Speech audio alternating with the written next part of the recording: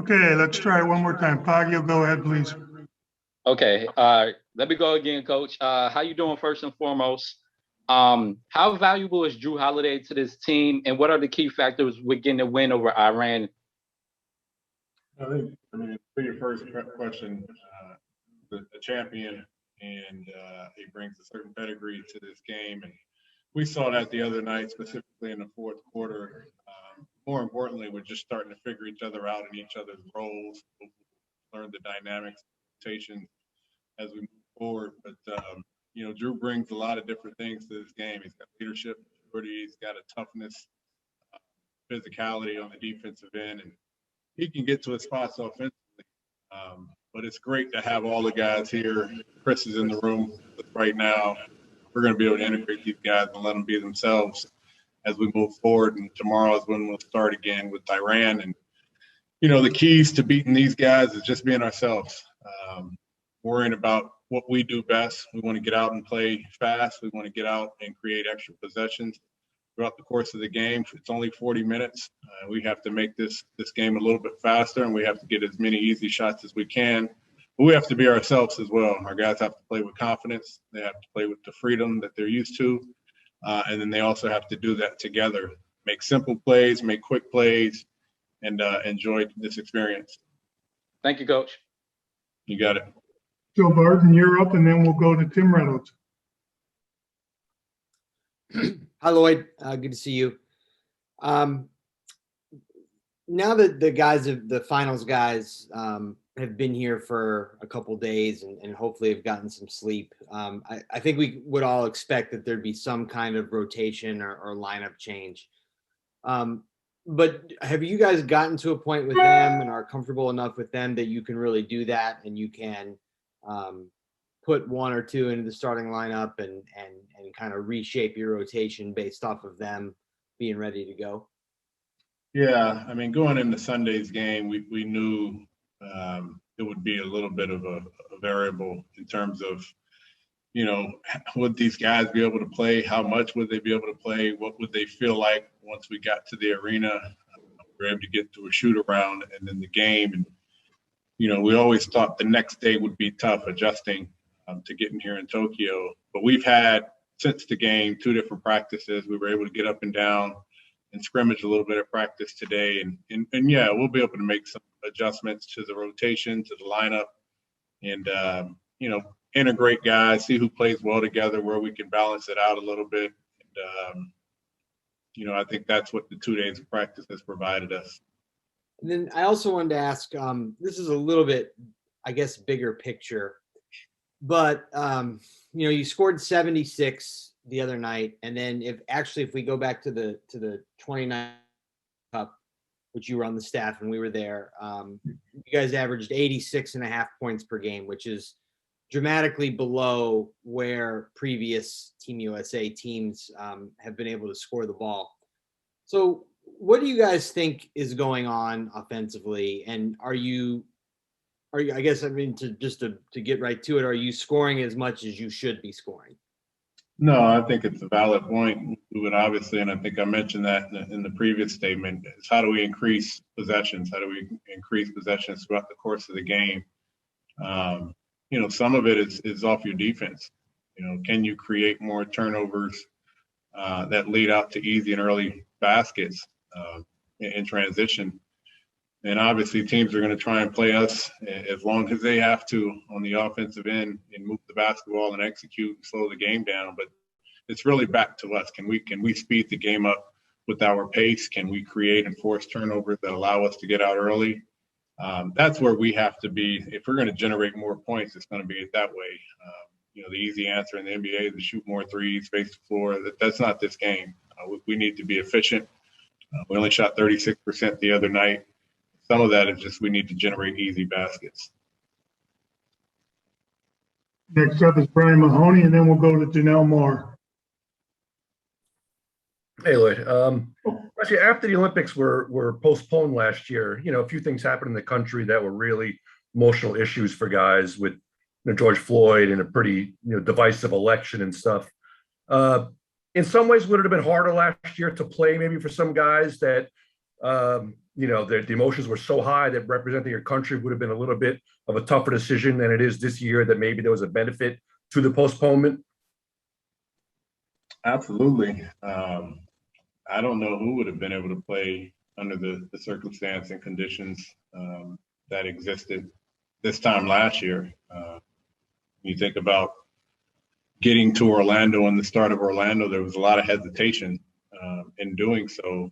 But I think what allowed Orlando to happen successfully was the entire groups, their teams and organizations were together, and it took a lot of commitment, and there was a lot of hesitation in order to do that. To bring a team like this together requires a tremendous amount of sacrifice. And every guy that's here is sacrificing at a very high level because of the time commitment and where we are. So I think last year that would have been tough. That would have been tough for me, especially, I know.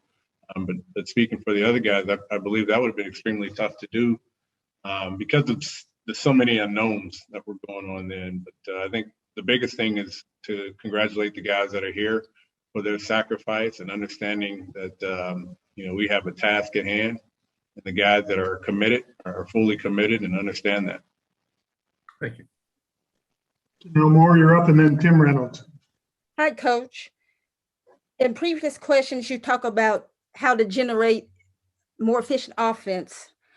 And you have struggled at times generating opportunities to score in half court. How can the team improve in this area specifically? Yeah, great question. Obviously we know how to do it in the full court, but I think to your point, how do you do it in a half court? It's just simple plays. How do you make quick decisions? How do you make, Pop uses the term 0.5 decisions, pass, shoot, or drive it without thinking too much. If you're open, shoot it. These guys are high, efficient, high level scorers that we have.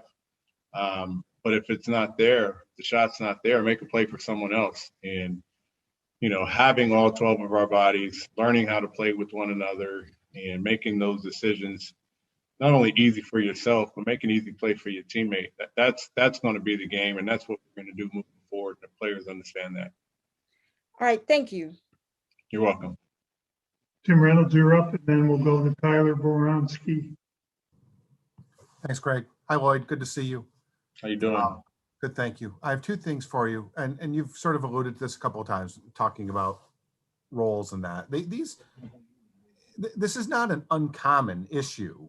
When you have a team full of NBA guys, most of the guys that are on your team right now are in a role that's different to what they're used to at home. They're all pretty much alphas at home. What has that process been like? And you talk about how to make all the pieces fit. I mean, you can't have six guys all be the leading scorer of this team, like they're accustomed at home.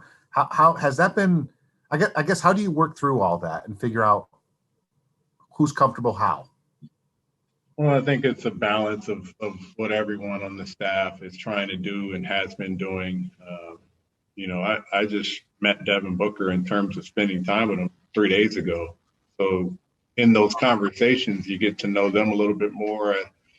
For me, I try and ask questions about why it's important to be here and what they're looking forward to. And a lot of them are understanding of that, to play with a team, to play with these guys, to represent our country, sacrifice and commitment to do so. And when you speak in those terms, you understand about the role acceptance. You know who you're playing with.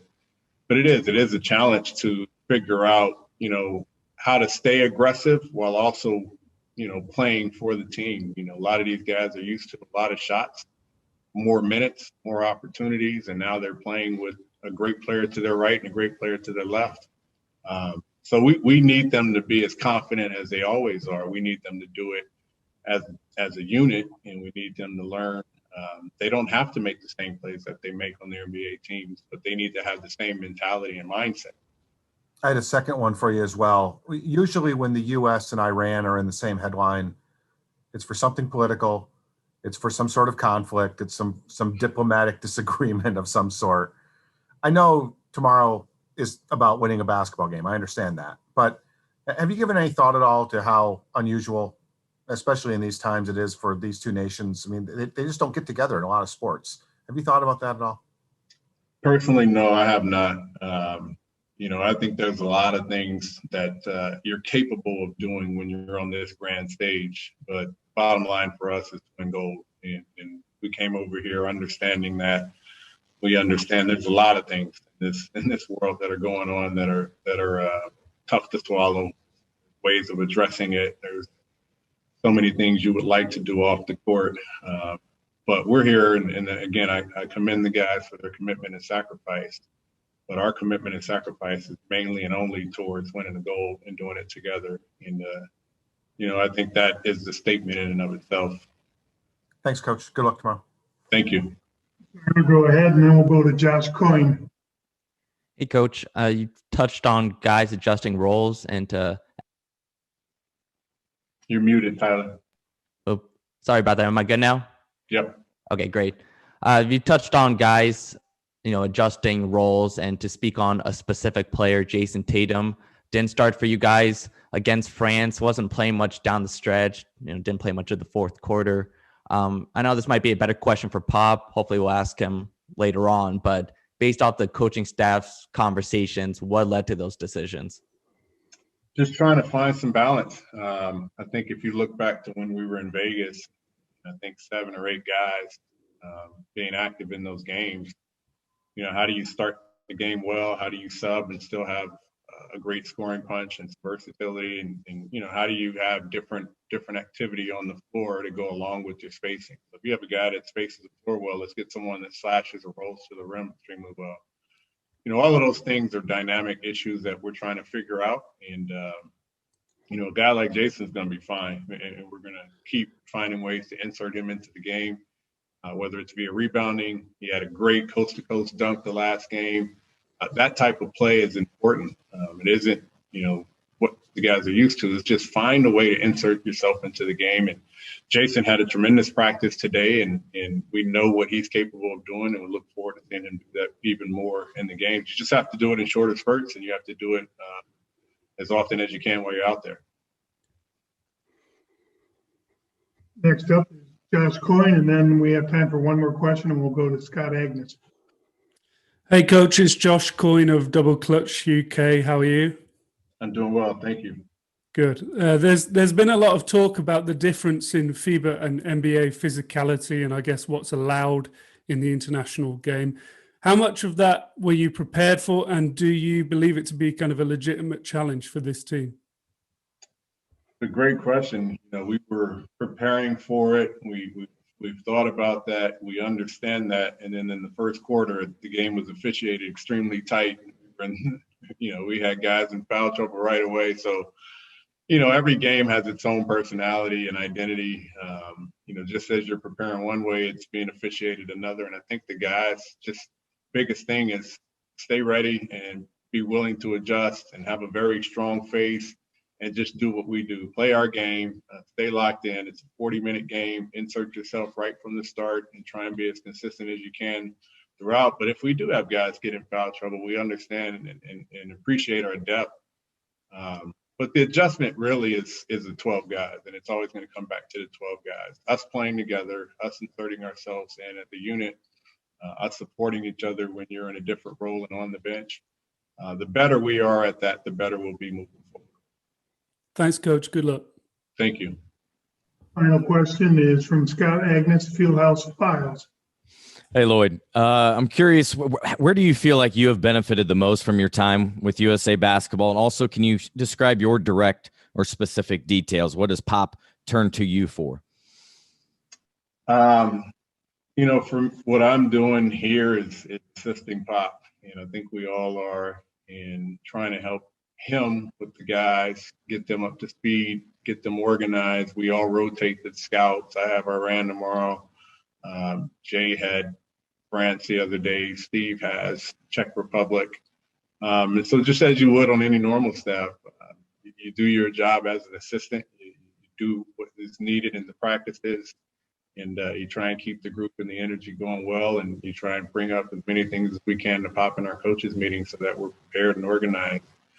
In terms of just benefit selfishly and personally, I'm sitting in a room with Greg Popovich and Steve Kerr and Jay Wright and Jeff Van Gundy and Ime Udoka.